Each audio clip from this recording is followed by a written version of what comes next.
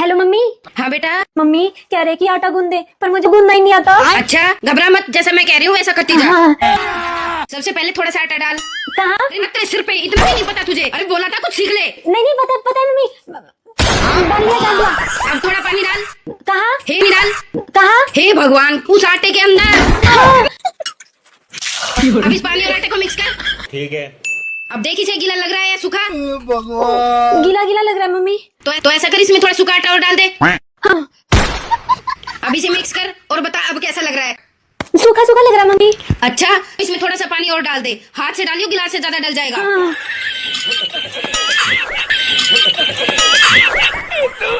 अब इसको अच्छे से मिला के इकट्ठा कर ले। ठीक है मम्मी। हो गया इकट्ठा? हाँ मम्मी। ला फोटो भेज मेरे पास, मैं देखती हूँ। हाँ। वाह दीदी